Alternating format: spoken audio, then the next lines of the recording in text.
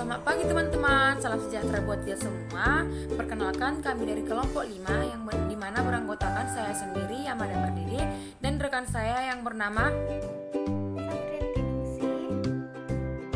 Baiklah teman-teman, di video kali ini kami akan membahas satu topik permasalahan ataupun satu topik pembahasan yang akan kami bahas dalam video selanjutnya, yaitu yang berjudul tentang Pancasila sebagai sistem filsafat.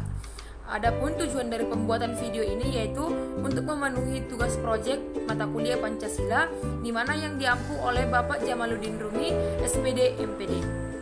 Baiklah, tidak berlama-lama lagi kami akan masuk ke pembahasan. Adapun pembahasan yang akan kami bahas untuk video selanjutnya yaitu yang pertama Pancasila, yang kedua yaitu analisis kasus yang terjadi dalam Pancasila sebagai sistem filsafat, yang ketiga relevansi nilai Pancasila terhadap kasus yang terjadi, dan yang keempat kasus yang menyimpang terhadap Pancasila sebagai sistem dan filsafat. Nah, yang kelima solusi untuk studi kasus tersebut, dan yang keenam yaitu nilai Pancasila untuk menghadapi masalah bangsa. Baiklah, kita masuk dalam pembahasan yang pertama yaitu Pancasila sebagai sistem filsafat. Teori-teori Pancasila. Pancasila adalah filsafat negara yang lahir sebagai ideologi kolektif atau cita-cita bersama seluruh bangsa Indonesia. Pancasila dikatakan sebagai filsafat karena merupakan hasil renungan jiwa yang mendalam yang dilakukan oleh para pendahulu kita yang kemudian dituangkan dalam suatu sistem yang tepat. Pancasila sebagai dasar filsafat negara Republik Indonesia memiliki susunan 5 sila yang menjadi satuan persatuan dan kesatuan serta mempunyai sifat dasar kesatuan yang mutlak yang berupa sifat kodrat monadualis yang sebagai makhluk individualis sekaligus juga sebagai makhluk sosial serta kedudukannya sebagai makhluk Tuhan, sebagai makhluk sosial dan kedudukannya sebagai makhluk. Pancasila sebagai dasar negara Republik Indonesia memiliki 5 susunan sila yang merupakan suatu persatuan dan kesatuan serta mempunyai sifat dasar kesatuan yang mutlak yang berupa sifat kodrat monodualis yaitu sebagai makhluk individual sekaligus juga sebagai makhluk sosial serta kedudukannya sebagai makhluk Tuhan. Konsekuensinya, Pancasila dijadikan dasar negara diliputi oleh nilai-nilai Pancasila yang merupakan kodrat manusia monodualis tersebut.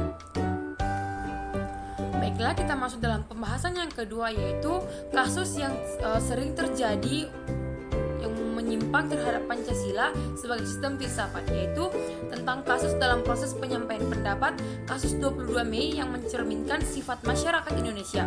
Namun dalam prosesnya kasus 22 Mei yang awalnya dilakukan secara damai namun tiba-tiba berubah menjadi ricuh tersebut karena adanya oknum-oknum provokator sehingga mengakibatkan kerusuhan. Kerusuhan yang terjadi pada kasus 22 Mei menimbulkan korban jiwa, sehingga kasus tersebut menodai sistem demokrasi. Dalam kasus 22 Mei tentu saja tidak pantas dilakukan oleh seorang warga melakukan tindakan anarkis yang melakukan demo seperti kemarin. Hal tersebut dipandang telah menyimpang dari hukum karena dalam penyampaian aspirasi sebaiknya dilakukan dengan sikap dan cara yang baik, bukan dengan cara yang anarkis. Kasus 22 Mei dapat mengancam persatuan dan kesatuan negara Republik Indonesia karena dari beberapa oknum yang membuat ricuh pada kejadian 22 Mei sudah mempunyai pendirian seperti membenci salah satu tokoh masyarakat, ada juga yang memberikan informasi yang belum diketahui kebenarannya. Baiklah, adapun kasus yang kedua yang menyimpang Pancasila sebagai sistem filsafat yaitu di mana dinamika dan tantangan Pancasila sebagai sistem filsafat. Pancasila sebagai sistem filsafat mengalami dinamika sebagai berikut. Pada era pemerintahan Soekarno, Pancasila sebagai sistem filsafat dikenal dengan istilah filosofis Grundzüge. Gagasan tersebut merupakan perenungan filosofis Soekarno. Atas rencananya berdirinya negara Indonesia merdeka tersebut dimaksudkan sebagai dasar kerohanian bagi penyelenggaraan kehidupan bernegara.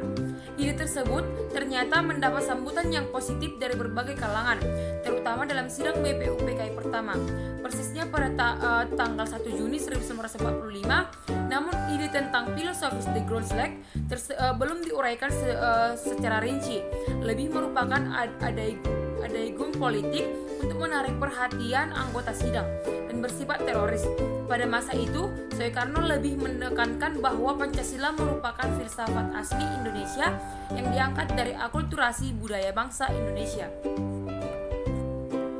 Dan berikutnya adapun tantangan-tantangan yang lain terhadap Pancasila sebagai sistem filsafat, yaitu yang pertama, kapitalisme, yaitu aliran yang meyakinkan bahwa kebebasan individual pemilik modal untuk mengembangkan usahanya dalam rangkai meraih keuntungan sebesar-besarnya merupakan upaya yang menyejahterakan masyarakat.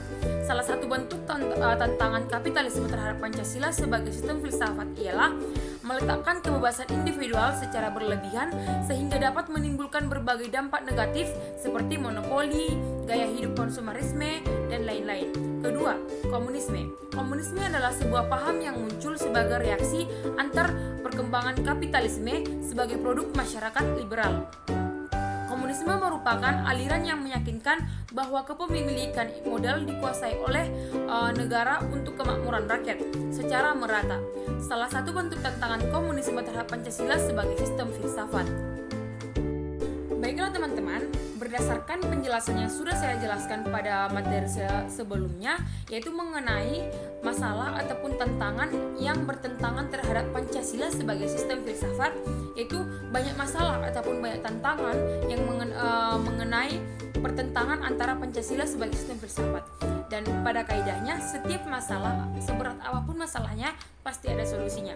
Begitu juga dengan masalah pada Pancasila sebagai sistem filsafat ini. Pasti ada solusinya. Entah seperti apa cara dan solusi, pasti masalah tersebut bisa diselesaikan. Dan untuk solusi kasus dari materi yang sudah saya bahas tentang masalah yang sering terjadi pada Pancasila sebagai sistem filsafat akan dijelaskan oleh teman saya, dan sekaligus nilai Pancasila yang mendukung untuk menghadapi masalah bangsa akan dijelaskan secara rinci oleh teman saya. Pada teman saya persilahkan. Baiklah, akan saya lanjutkan untuk menjelaskan.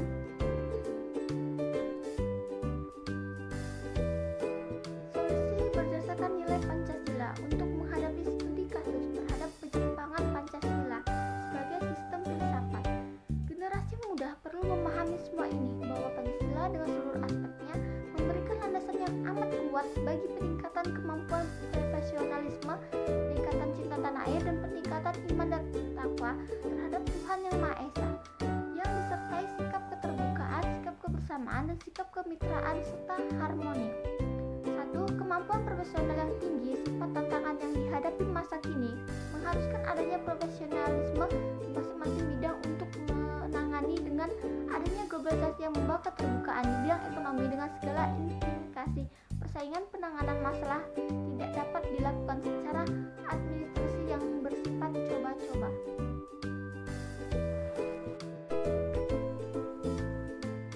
2. Cinta tanah air. Sebagaimana generasi-generasi terdahulu berperan dalam menghadapi tantangan amannya atas dasar rasa cinta tanah air yang mendalam, yang memberikan motivasi kuat untuk berjuang, maka rasa cinta tanah air yang mendalam ini juga menjadi motivasi bagi generasi muda sekarang dalam berjuang menghadapi tantangan zaman yang rumit ini, terutama generasi muda 1945.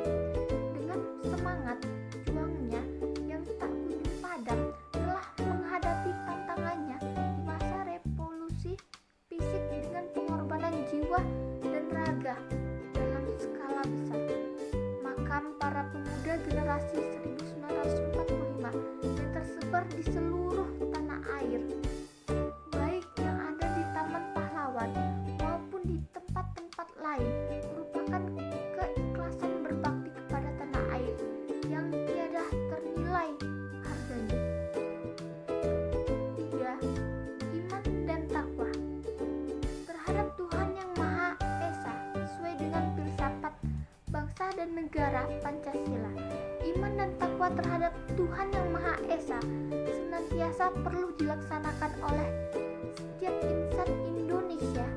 Pendidikan nasional di Indonesia memberikan landasan kepada pengembangan iman dan takwa terhadap Tuhan Yang Maha Esa sebagai sebagaimana tercantum dalam Undang-Undang Nomor 20 Tahun 2003 tentang Sistem Pendidikan Nasional, bahwa pendidikan nasional bertujuan mencerdaskan kehidupan bangsa dan manusia Indonesia seutuhnya, yaitu manusia yang beriman dan bertakwa terhadap Tuhan yang Maha Esa dan berbudi pekerti luhur, memiliki pengetahuan dan keterampilan, kesehatan jasmani dan rohani, kepribadian yang mantap dan mendirikan, serta rasa tanggung jawab kemasyarakatan dan kebangsaan. 4. Sikap keterbukaan, kebersamaan, dan kemitraan dari pengalaman yang amat banyak serta beragam dari generasi muda sebelumnya. Telah berkembang keyakinan akan perlu dikembangkannya sikap keterbukaan, kebersamaan, dan kemitraan, ataukah tidak? Setiap keterbukaan adalah atau a state of mind yang berkembang secara bertahap, tidak datang dengan tiba-tiba. Sikap keterbukaan adalah sikap membuka diri pada orang lain dalam interaksi profesional.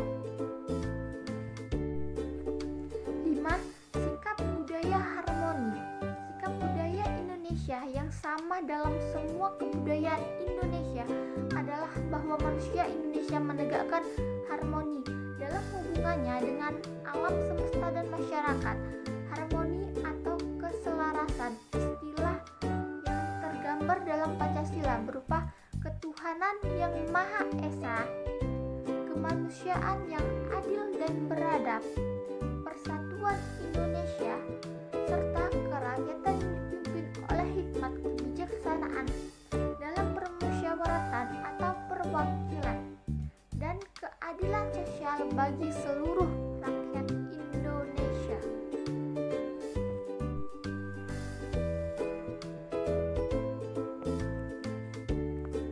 Selanjutnya, tantangan Pancasila sebagai sistem filsafat. Beberapa bentuk tantangan terhadap Pancasila sebagai sistem filsafat muncul dalam bentuk sebagai berikut. Yang pertama, kapitalisme, yaitu aliran yang meyakini bahwa kebebasan individual pemilik modal untuk mengembangkan usahanya dalam rangka meraih keuntungan sebesar-besarnya merupakan upaya untuk menyejahterakan masyarakat.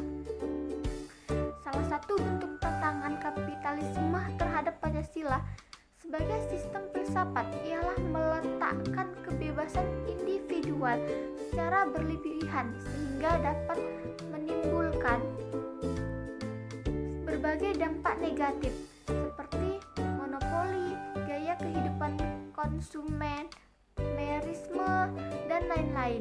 Kedua, komunisme adalah sebuah paham yang muncul sebagai reaksi atas perkembangan kapitalisme sebagai produk masyarakat liberal. Komunisme merupakan aliran yang meyakini bahwa kepemilikan modal dikuasai oleh negara untuk kemakmuran rakyat secara merata. Salah satunya bentuk tantangan komunisme terhadap Pancasila sebagai sistem filsafat. Generasi muda yang perlu memahami semua ini, bahwa Pancasila dengan seluruh aspeknya memberikan landasan yang amat kuat bagi peningkatan kemampuan, profesionalisme, peningkatan cinta tanah air, dan peningkatan iman dan takwa terhadap Tuhan yang Maha Esa.